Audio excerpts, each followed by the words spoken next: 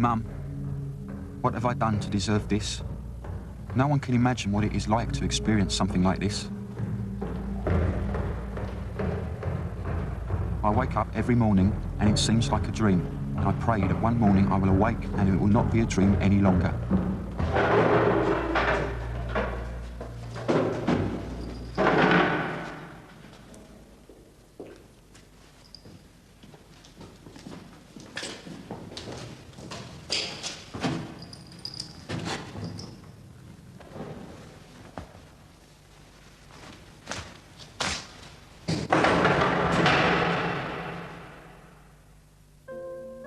"30 years ago this week, James Hanratty was hanged for the A6 murder.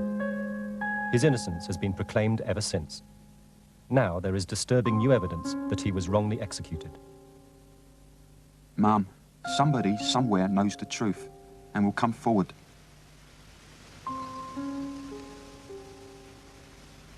No matter what happens, we know that the country has made a terrible mistake.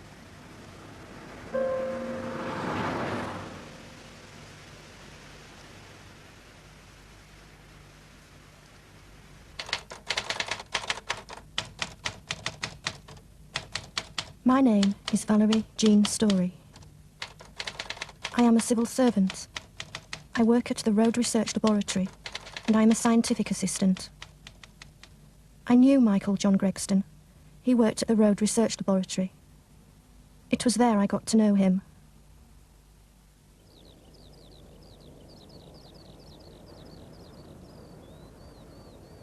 On the 22nd of August, I saw Michael Gregston in the evening.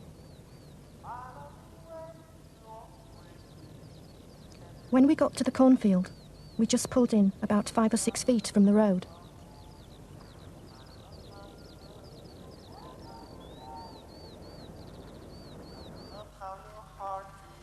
It was late evening, not quite twilight. I had been to that same place before.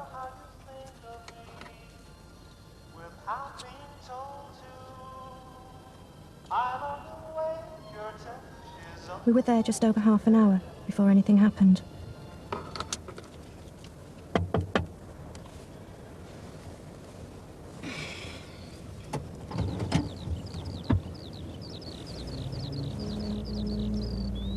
We were both very scared and asked the man what he wanted. We asked him not to shoot. We left the cornfield with Mike driving and the man in the back seat behind Mike. The gun was pointing at Mike. He said, "Keep facing the front and don't look round." At intervals, he would say, "Turn right here, turn left here." After we had been on the A6 for a while, he said, "We'll have to stop so I can have a kip."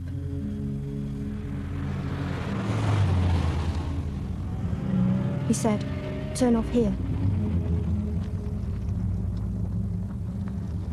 There appeared to be a dead end. The man said, "Turn the car around and stop."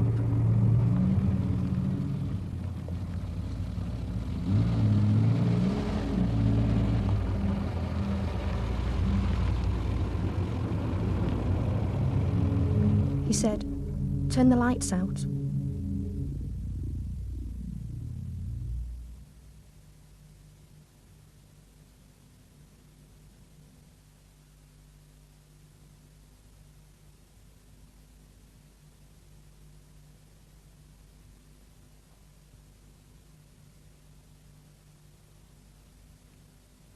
The man said to Mike, "Pass that bag over." Mike picked the bag up.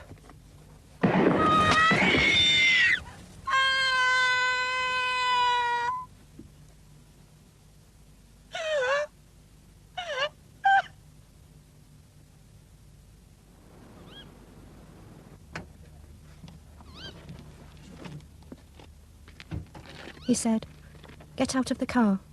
He pointed the gun at me and said, "Get in. If you don't get in, I'll shoot."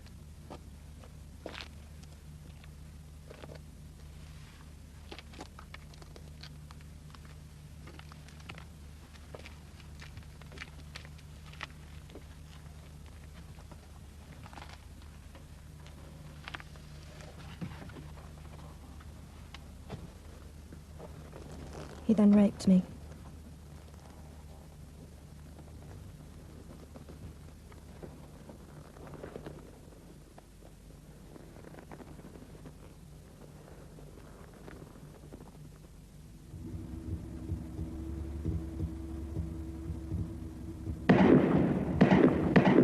There was a sudden bang. I felt something hit me, and I fell over. I felt my legs go numb.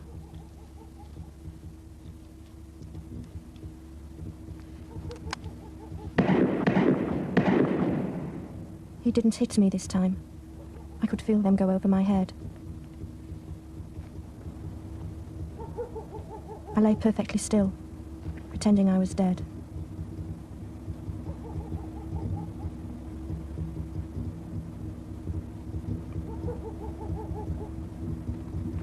I heard him walk away. I heard the car door slam.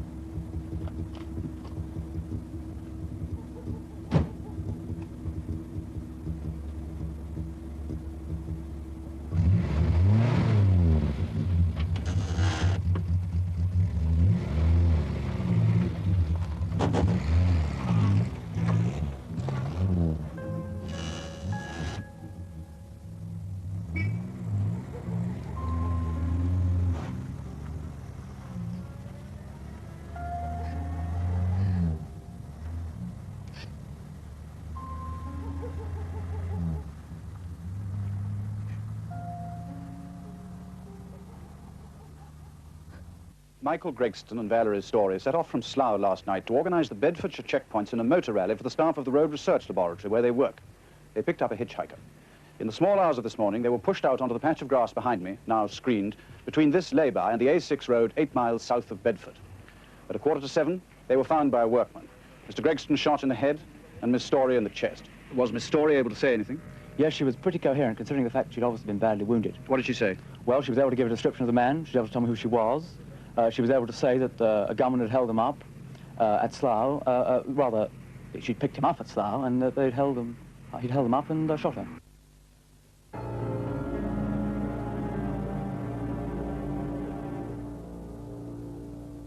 The shooting at Deadman's Hill was the most notorious crime of its day. It led to Britain's biggest investigation and longest murder trial.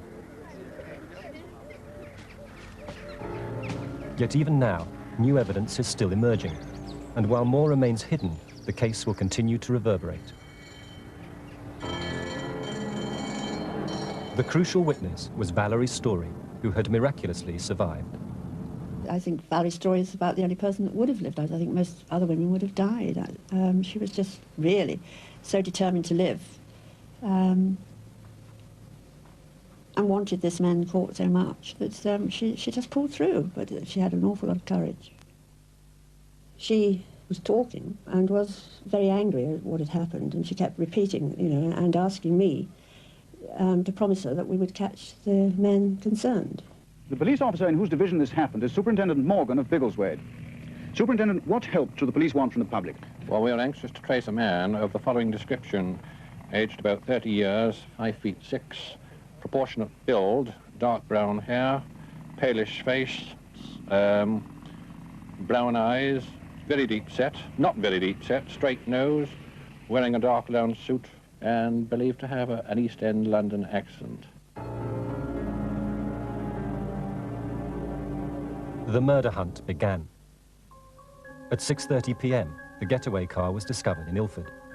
The gunman, whose erratic driving had been noticed by eyewitnesses, had abandoned it at 7:15 in the morning.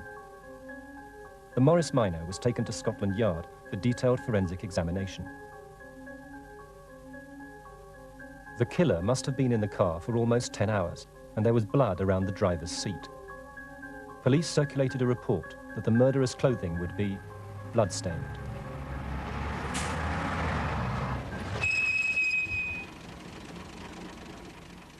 The next day, the A6 murder weapon was found on a London bus. A .38 Enfield revolver had been hidden with 60 rounds of ammunition on the top deck, under the back seat. Police were working off 2 photo fits, Valerie's Stories, and, on the right, one compiled by the witnesses who saw the getaway car in the early morning. Scotland Yard had been called in. The man detailed to head the investigation was one of the Metropolitan Police's most experienced detectives, Superintendent Bob Aycott. But amid growing public concern, the police had no real leads, no motive. Superintendent Aycott returned to Valerie's story, still in hospital. "We've had 3 weeks so far," Aycott told her. "We have no name or anything. We depend entirely on you." But Aycott was disappointed. Story admitted that she and Michael Gregston, a married man with 2 children, were having an affair. But she insisted that this could not provide a motive for the murder. Janet Gregston, Michael Gregston's widow, who knew of her husband's affair, visited Valerie Story in hospital. Afterwards, Mrs. Gregston said the killer must have been a maniac. On September the 11th, the murder hunt turned to London's Maida Vale. The police were telephoned by the manager of a cheap guest house. The Vienna Hotel would become a key location in the case.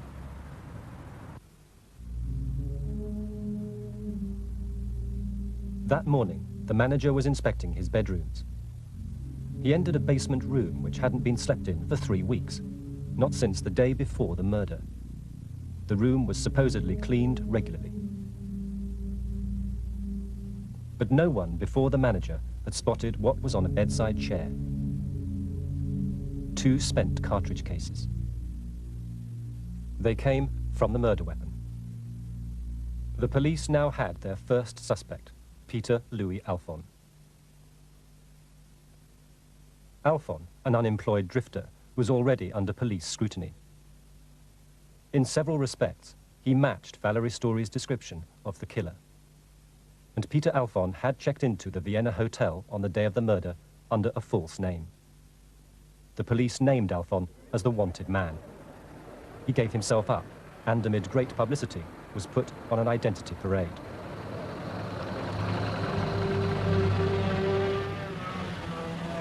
But Valerie's Story failed to pick him out.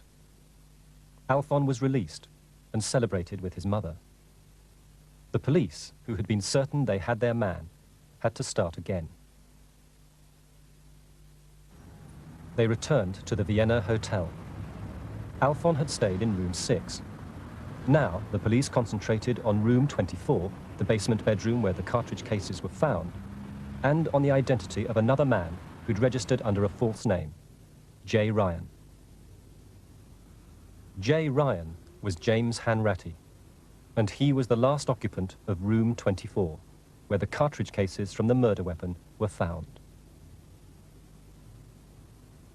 James Hanratty was born and brought up in a North London Irish Catholic family. He was sometimes known as Ginger. He left school at 15 without any qualifications. I mean, I'm not belittling him, but he was backward at school. I mean, he could just about read, he couldn't write. I mean, then it was the sporting page at the back. 16, 17, we used to dress up. In them days, you'd suit up, meet some girls and take them to the fun fair and that and different things. You know, it was we had some good times, you know? But as a teenager, Hanratty headed for central London and Soho. Here, he made the acquaintance of a small-time criminal, Charles France. He got in touch with France up in London, and from there he got into some very bad habits of housebreaking, and, you know, he was on the fiddle all the time with France. But in the course of different periods, he'd come home and then go away again. But any time he'd done anything wrong, he never done it at home. He always went to London to do it. From 1955, Hanratty spent most of the next 6 years in and out of prison as he collected a series of convictions for housebreaking and car theft. On his release in March 1961, he returned to Soho. He renewed his friendship with Charles France and resumed thieving. In late September, Hanratty's family learned the police were looking for him, but they didn't know why. A journalist from the Express said, come and he asked about Aycott, who'd been. Father said, he said, do you know, it's serious, they want your son in connection with the A6 murder. Well, it was like hitting you with a bombshell. I went up to the rehearsal club, which I knew he used, to look for him, because I knew Jimmy wouldn't take this seriously. But Hanratty feared arrest for his latest housebreakings, and he went on the run. First, he telephoned Scotland Yard. He told Superintendent Aycott where his clothes could be collected for forensic examination and stressed his innocence of the A6 murder. Then, he stole a Mark 7 Jaguar and drove north.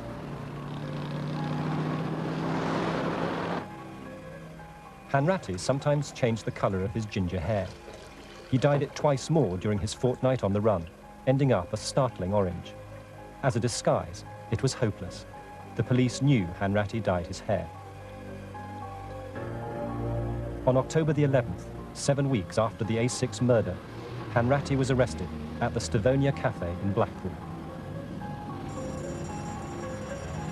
By the following morning, Superintendent Aycott was in Blackpool to interrogate him. Hanratty was driven south to face Valerie Story on a critical identity parade. We stood in a line and Hanratty was brought in, and he was told in our hearing that he could stand where he wanted to in the line, and he had this extraordinary tension, the most tense human being I've ever seen in my life. It was absolutely electrifying. He had this very vivid coloured hair, which was very orangey, which was obviously dyed. There had been reports that police were hunting a man with dyed hair. On parade, only Hanratty had dyed hair. Valerie Story was brought in on like a trolley bed with a slightly sloping back, and then she was wheeled up and down and looked at everybody over and over again. The killer had a London accent. Miss Story asked everyone to speak. Campaigners have always claimed that only Hanratty had a London accent. And although impressions can be false, my feeling was that she took 15 or 20 minutes before she identified him. And that's about as much as I can remember. And she, too, was a very tense human being, which is pretty understandable. Superintendent Aycott congratulated Valerie Story. With this identification from the key witness, Aycott was satisfied that he finally had his man. Jimmy just said, "Don't worry, Dad, this has got nothing to do with me. They'll find out in the end not to worry." Of course, you can't help worrying. James Hanratty was charged with the rape and attempted murder of Valerie Story and with the murder of Michael Gregston.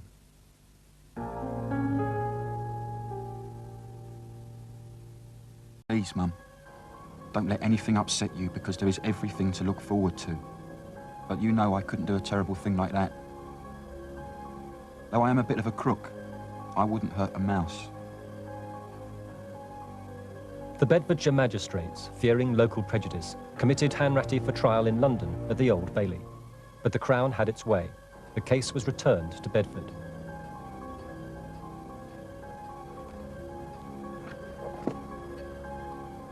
Hanratty pleaded not guilty on all 3 counts. Press and public scrambled for seats when the trial opened on January the 22nd, 1962. It was the most celebrated murder trial of its time. The judge at Bedford Special Assize was Mr. Justice Gorman. Counsel for the Crown were Graham Swanwick QC and his junior, Geoffrey Lane, who would become Lord Chief Justice. Their case against Hanratty was based on evidence of identification, evidence that would supposedly point to him as the killer in the Morris Minor. Before being abandoned in East London, the murder car had been seen by several witnesses. John Skillett had a near collision with the Morris Minor. He identified Hanratty as the driver. But his passenger, Edward Blackhall, better positioned, insisted it was not Hanratty. James Trower, a pedestrian, also identified Hanratty, despite having only a glimpse of the passing car and its driver.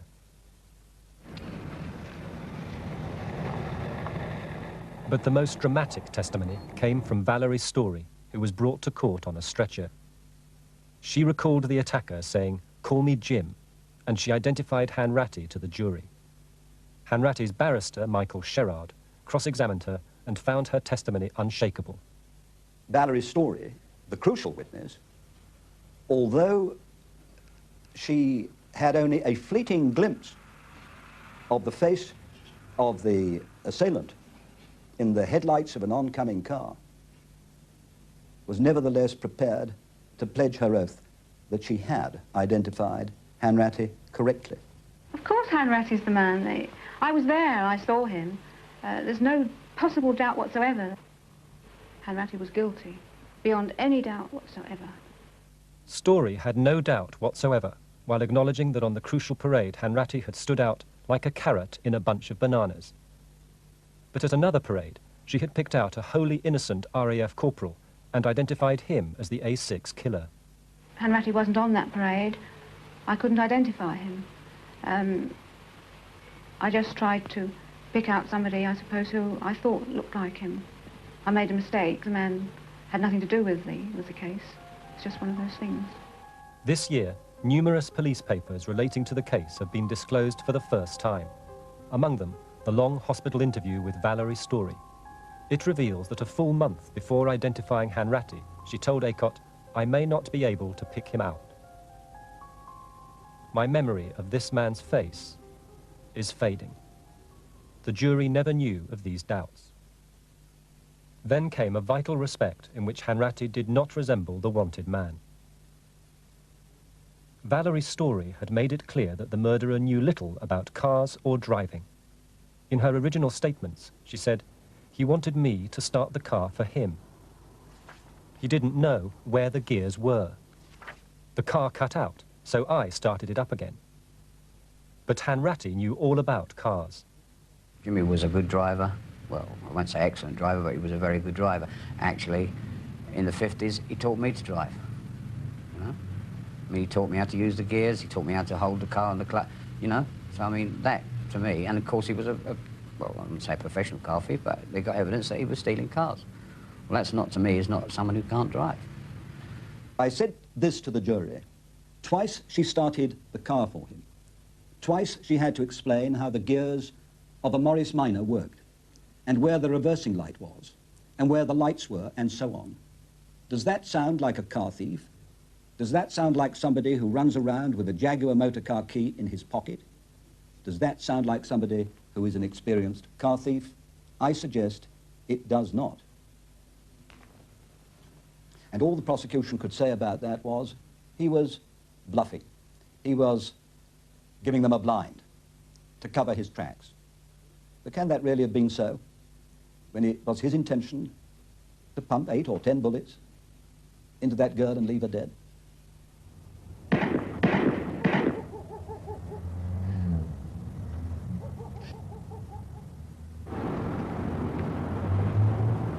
Soho's clubland and the criminal underworld supplied much of the remaining Crown evidence against Hanratty. Charles France, Hanratty's best friend, said Hanratty told him that the back seat of a bus was a good hiding place. The murder weapon had been found on a 36A bus. Hanratty explained that he used the bus not for hiding guns, but for dumping unwanted stolen goods. An ex-employee at the Vienna, William Nuds, testified that on the morning before the murder, he told Hanratty where to catch a 36A bus. Nuds, alias Jack Glickberg, had a string of convictions and was a notorious police informer. He made 3 conflicting statements, admitting that one was lies from start to finish. Then, the Crown produced another criminal, Roy Langdale. He claimed that in the exercise yard of Brixton Prison, Hanratty had made a full confession to the crime. We took the view that the prosecution was scraping the barrel. We managed to find other prisoners who'd been on remand with Hanratty, whose evidence, as I remember it, was really quite convincing and sensibly given, which made it plain that Langdale simply couldn't be relied on. At Langdale's own subsequent trial, a detective put in a good word for him. Normally, he is very helpful to police. Then came a fierce courtroom dispute over Aycott's records of the interrogations of Hanratty. One in particular lasted an hour and 3/4. When delivered in court quite slowly, it took only 20 minutes. And so we naturally suggested, on Hanratty's instructions, that very much more had been said by him. Aycott said that long pauses accounted for the discrepancy. Then there was a question the police did not immediately ask. Mr. Aycott is having a conversation with him on the telephone. What do you think an experienced police officer wants to know about? Where were you on the night of the 22nd, 23rd of August last? Oh, said Mr. Aycott, I did not ask him that. I suggest that he did. I suggest he must have done. I suggest it is almost incredible that Mr. Aycott should not have done. In the car, the gunman used the phrase, "I want to kip." Under interrogation, Hanratty allegedly used the same phrase, that he wanted to kip. But according to Aycott's records, as early as 9:30 a.m., Aycott denied Hanratty's charges of fabrication. Today, evidence not disclosed by the police is emerging. Statements by the Vienna hotel manager, by the conductress of the 36A bus, and by Valerie Story, never shown to the defence, never heard by the jury. Nor were the jury given a clear-cut motive for the crime. The prosecution could suggest only that Hanratty had chanced upon the car and turned into a rapist and killer. But if Hanratty had no motive, could anyone else? The trial made no mention of the 3-year affair between Michael Gregston and Valerie Story. It was no secret, except to the jury. One man in the public gallery became increasingly disturbed at the quality of evidence against Hanratty. I followed the trial at Bedford. I became convinced of his innocence, and for the last 30 years, I've been fighting to clear his name and get justice done. John Justice was particularly struck by the lack of forensic evidence. There was no scientific evidence. As Gerard said, we have the best forensic laboratory in the world. And what have they produced in this case? Nothing. There wasn't a fibre, there wasn't a fingerprint, there wasn't a hair, nothing to connect Hanratty with that crime. And this man had been in the car for 6 hours, terrific tension, murder, rape, nothing left at all. Hanratty had trusted that there would be forensic evidence in the murder car to clear him. As a petty crook who'd been through the courts and been investigated very often, he would have known perfectly well that he wasn't obliged to give hair, blood, saliva samples unless he wished to do so. He volunteered those samples to the police. We thought that spoke volumes in his favour. But Hanratty relied upon an alibi that went disastrously wrong. He said he left his basement room in the Vienna hotel on August the 22nd and then set off to sell some stolen jewellery, spending the night 200 miles away in Liverpool. But he couldn't say where or with whom he stayed. His defence team became increasingly worried. Sherrod said to him, "I want you to go in the box, Jimmy." Well, he said, in that case, he said, it's looking a bit serious, you know. He said, well, in that case, I'll tell you the truth. I'll give you the whole alibi. I went to Liverpool on the 22nd, and from there I went to Rhyl, to a landlady. So I don't know the name of the street, I don't know the name of the house, but I know I was definitely there to sell these jewellery and different stuff.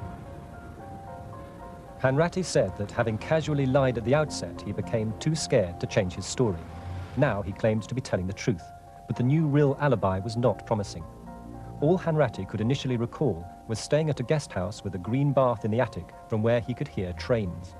So in mid-trial, investigators began hurriedly checking the guest houses of Rhyl, and in Kimmel Street, near the railway line, was Ingledene, run by Mrs. Grace Jones and her daughter Brenda. The gentleman called and showed my mother and I a photograph, you see, and asked us if we recognised this person on the photograph. He seemed familiar to me, but my mother was, you know, confident that she knew him. She said, oh, he stayed at my guest house. She recognised him straight away. And then he asked my mother if she was willing to go to Bedford with him. Of course, she was quite willing to go, but we didn't know what it was all about. The defence called her Mrs. Miracle Jones, but she made a critical mistake. She spoke to another witness, then denied it in the witness box. Her credibility was damaged. Even worse, none of her other guests that week had seen Hanratty.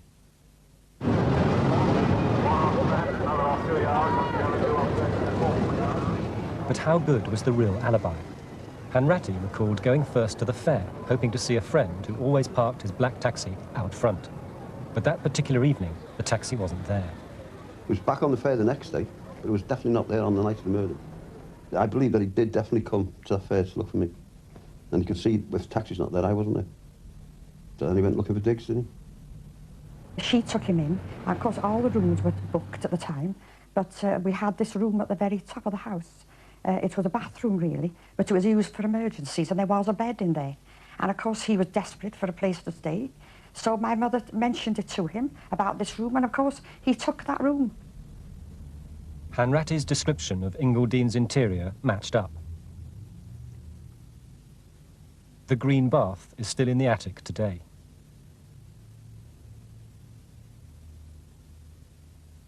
But why did none of the other guests remember Hanratty? I mean, the people were there in the trial that had stayed here the week that Hanratty was here. They were at the trial, but they didn't recognise him because he wasn't in the dining room having breakfast. There wasn't any room in the dining room. And he was the only man that had breakfast in our own living room. No one else had breakfast that season in our own living room. But Hanratty's alibi did not ultimately depend upon Rhyl. It is often said that Hanratty changed his alibi from Liverpool to Rhyl. That's really not quite right. The substance of the Liverpool alibi was maintained. Even before Hanratty reached Rhyl on the crucial evening, a sweet shop assistant had placed him in Liverpool only about 4 hours before the crime began in Buckinghamshire. It was very important because there was the evidence of Mrs. Dinwoodie, the lady in the sweet shop, who, if she was anything like right, had Hanratty in Liverpool. He couldn't have imagined or have invented that episode, and it was supported by that lady in material particulars. So that was of great importance. It drove the prosecution at one stage solemnly to suggest that Hanratty might have been in Liverpool and that there was an air service from Liverpool to the south which was regular, and perhaps he'd come down for the occasion and then gone back to Liverpool or Rhyl or whatever. That seemed to us to be quite absurd. After 21 days, it was by then the longest murder trial in British history. Mr. Justice Gorman sent out the jury. 5 hours later, the jury, still undecided, returned for guidance. Hanratty was brought up from his cell.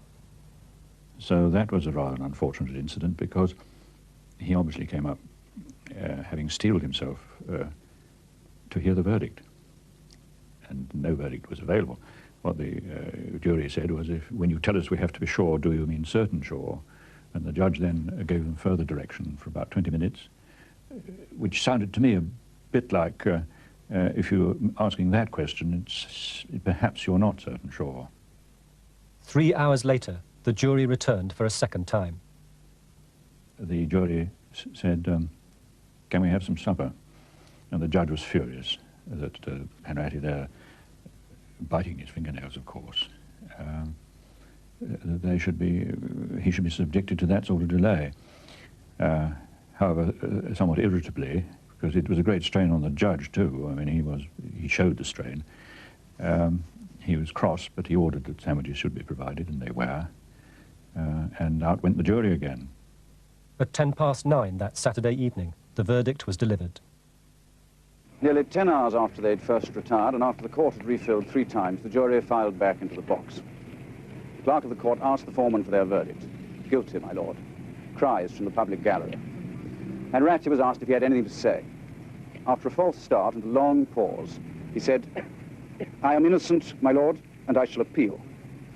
The black cap was draped on the judge's wig. James Hanratty, the sentence of the court is that you suffer death in the manner authorized by law, and may God have mercy on your soul. Mum, I only wish you had been there and seen and heard the way this case was put to me. I was in the witness box 10 hours, and I had answered every question truthfully and correctly, but it was a waste of time. It's surprising what the law can do to an innocent man. They can turn him inside out in no time. Directly after the end of the trial, 2 national newspapers reported an inexplicable earlier event. Just 1 week after the A6 killing, Janet Gregston, the dead man's widow, saw a smartly dressed man at a cleaner's in Swiss Cottage, North London. There were then no known suspects, yet she suddenly announced, that's the man the police are looking for.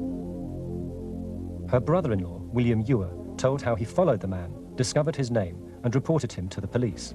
It was Hanratty.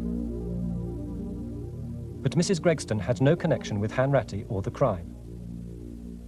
How could she have picked him out of the millions on the London streets long before anyone else suspected him? No one has ever explained her extraordinary intuition.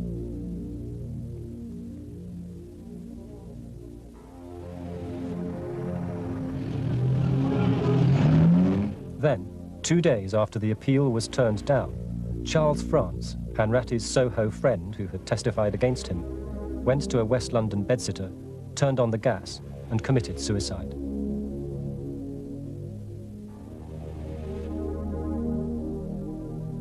As Hanratty awaited execution in Bedford Prison, another man began to live it up. The original suspect, Peter Alphon.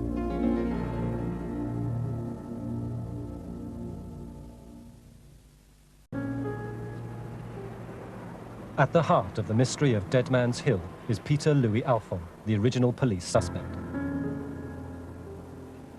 For 30 years, his private and public statements have haunted the case. Now, there seem to be three different opinions of you. People think that you're either a liar, a killer, or that you're mentally disturbed and unbalanced. Which are you? Maybe it's all three. Throughout the A6 murder trial, the name of Peter Alphon recurred. John Justice was intrigued. I decided halfway through the trial to have a word with the first suspect. We'll go along and see if there's anything he knows. He might be able to help or might know something. And it was rather difficult to find him. Justice first traced Alphon to the Ariel, then a newly opened and expensive hotel by London Airport. By the end of the trial, Alphon had moved back to central London to another expensive hotel. I got a call from the Regent Palace Hotel in Piccadilly. So I wondered why, when Hanratty was found guilty, as he moved after 3 months from the Ariel Hotel to the middle of Piccadilly Circus. And I said, "Oh, what do you think of the verdict?" He said, "Well, it surprised me a little bit. I was at White City, I heard it, but Hanratty's expendable." Hanratty was then awaiting execution. Justice decided to pursue the acquaintance of Peter Alphon. And one evening, he produced the most extraordinary thing. I looked at it, it took ages to see it. You read it, you see quite clearly Peter MacDougall. Alphon had checked into the hotel as Peter MacDougall. On the other side, murderer. I was stunned.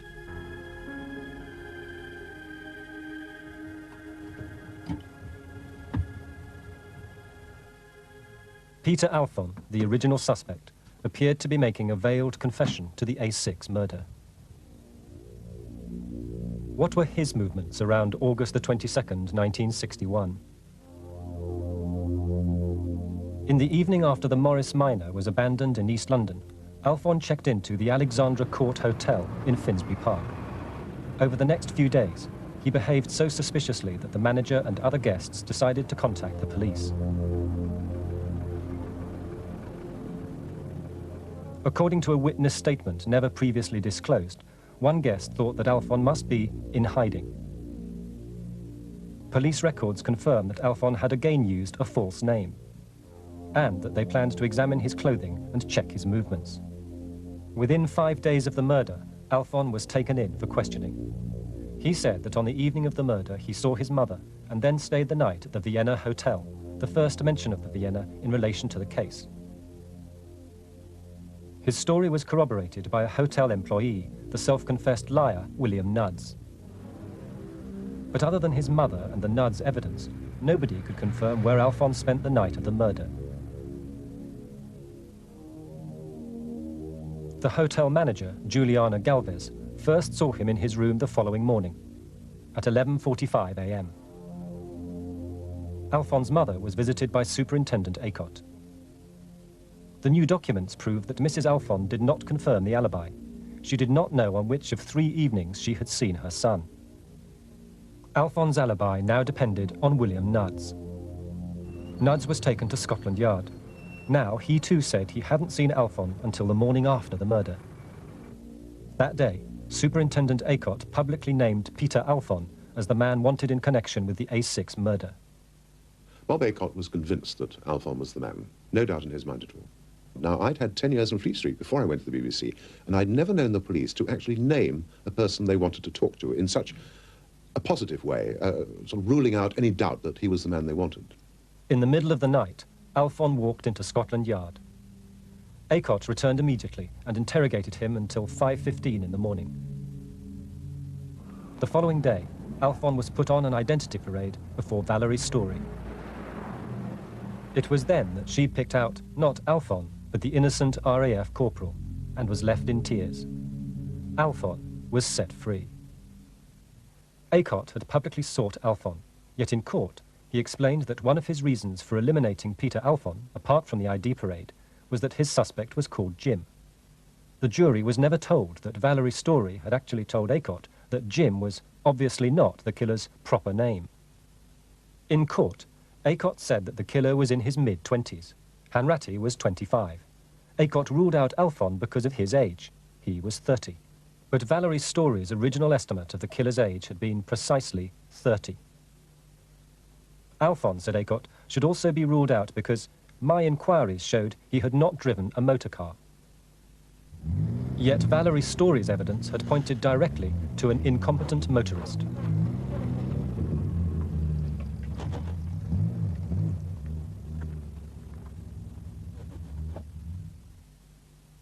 Aycott said in court that an important argument in clearing Alphon was that he volunteered for a range of scientific tests. But the latest documents reveal that Alphon refused to tell police where he was keeping some of his clothes and a piece of luggage. Neither the defense nor the jury ever knew about this. It was Hanratty who, from the outset, had offered up his clothes for forensic examination.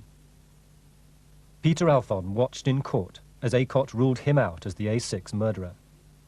Hanratty went to the gallows, but it would not be the last that was heard of Peter Alphon. John Justice had a fellow campaigner who also befriended Alphon. As a barrister and member of the establishment, I couldn't really believe that this sort of thing could happen. I knew Hanratty had been convicted. I was meeting Alphon daily.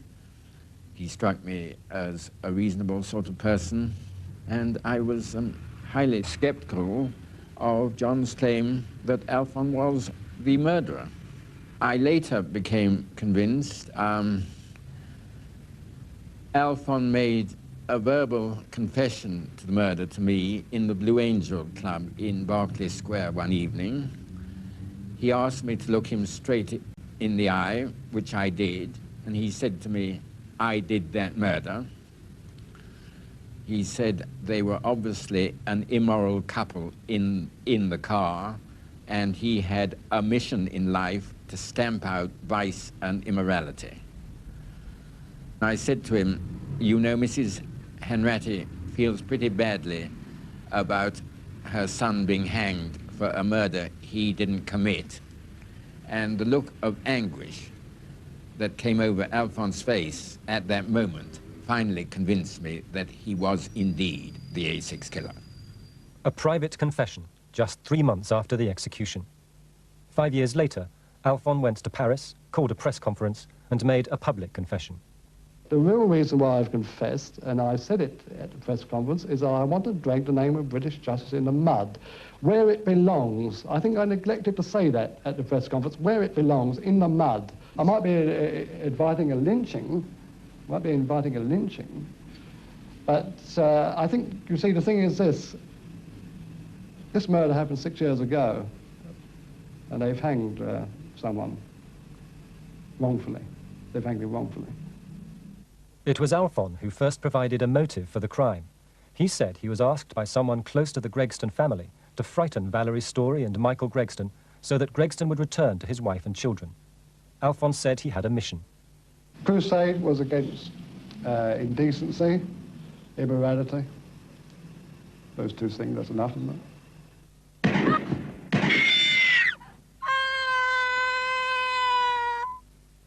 Alphon claimed to have collected £5,000 in the wake of the murder.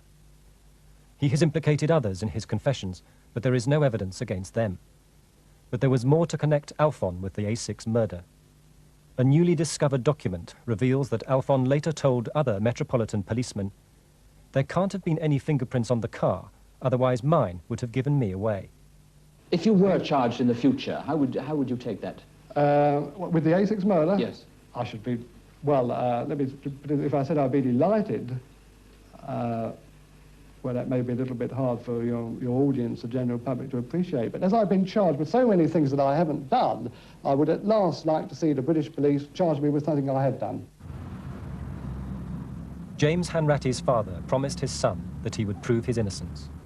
He spent years campaigning, enlisting the support of prominent politicians, journalists, notably Paul Foote, and celebrities like John Lennon, who sponsored a film about the A6 campaign dedicated to clearing Hanratty's name. Judge for yourselves, and that's all I ask you to do. There's 11 witnesses up in North Wales swears in all doubt that Hanratty was there on the night of the 22nd. The Home Office knows they got the evidence, but they just don't want an inquiry. Why? There was doubt at Bedford when they executed him. They know they've got the evidence. Lord Russell, Lord Brockway, Miss Joan Lester, and 180 MPs say in Parliament James Hanratty was innocent. Campaigners believed that there was a straightforward explanation, that someone else had put the gun on a London bus where Hanratty dumped stolen property on a day that no one claimed Hanratty was even in London. That the cartridge cases were put in Hanratty's hotel room, although Hanratty had last stayed there 3 weeks earlier, the night before the murder. And the A6 killer had said, "Call me Jim." And that's where the set-up. Hanratty was framed, definitely framed. James Hanratty Sr. died in 1978. He believed to the end that the whole truth about his son's case had never come out. It would shock if the truth is known, because it is very simple, the solution. Either James Hanratty is the A6 killer, and I've wasted 30 years of my life and we're all wrong, or else people are alive today who knew at the time of his execution that he was innocent. John Justice's last interview. He died on July the 1st, 1990.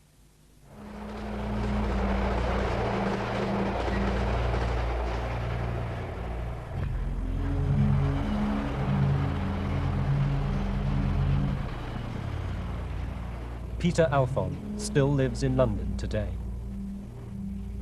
He declined to be interviewed, but a few weeks ago he made his latest written confession. He says he began shooting involuntarily. He continues to implicate others against whom there is no evidence.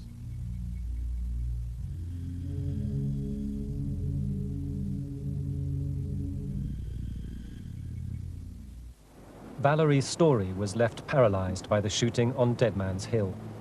Her last public statement was in 1966. She reaffirmed her certainty that Hanratty was the killer.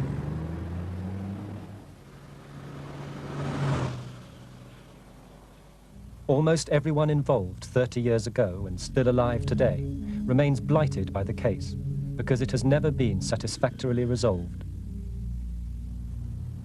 In Scotland Yard today, there are 16 boxes of papers and evidence on the case. The Metropolitan Police refuse to release them to the Hanratty family lawyers. The contents, the police say, are confidential and could endanger living persons. The Crown is seeking to keep them locked up for 75 years. The police also hold exhibits from which today's DNA scientists could finally establish guilt or innocence. That too is withheld. Over the 30 years, new evidence has steadily emerged. Certainly, the Bedford jury never heard all the available evidence before convicting James Hanratty. I went to the Home Office. I discussed the case at very great length. They listened attentively. I found that they were very thoroughly familiar with the case itself and the material that was not adduced at the trial. I had expected that there would be a reprieve. In the event, there was no reprieve. I was very upset. On the morning of the execution, a small crowd gathered at Bedford Prison.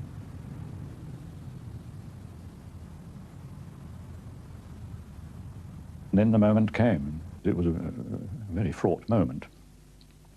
And over on the left, about 5 yards away, was the platform with the drop, with the hole. And on the right again about 5 yards away, directly opposite, was the door through which the condemned man would come. And he did. He came in with the two executioners. They had already bound his hands behind his back. He was marched to the platform, and marched is perhaps the right word, because strut is almost the word. He was clearly putting a very, very brave face on it. Dear Mum and Dad, I still find it very hard to believe what is about to happen. But, Mum, I promise you that I will face it like a man. And I'm sure that is the way you and Dad would want it. Mum, the time is getting near, and when it comes I will be thinking of you and Dad, and that will give me lots of courage and strength. Until we meet again, you will always be in my thoughts. God bless you all. Your ever-loving son, Jim. By now, the flour sack, like a flour sack, has been put over his head, while the other executioner is adjusting a similar bit of rope round his legs. And then the chief executioner arranged the knot, an important feature, I imagine, but and then he stood clear, pulled a lever, reminding one a little bit of the old-fashioned signalman's lever. The floor dropped away, the trap dropped away, down went Hanratty. The governor was clearly distressed. I could hear him breathing heavily behind me, and it was distressing, of course. I mean, something that stayed with me vividly for about 3 months. You know, one never forgets that.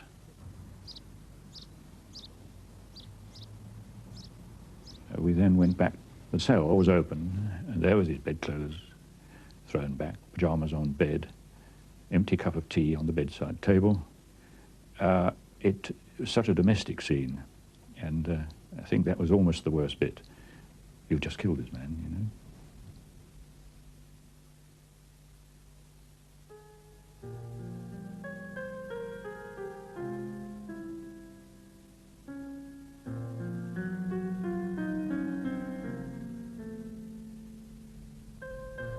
I feel that one day my name will be cleared without any doubt. With that knowledge, there is no need for you and Dad to be ashamed of any gossip or any remarks of any sort. When eventually the truth does come to light, people will regret the remarks they've made against me. People today don't seem to have any conscience at all.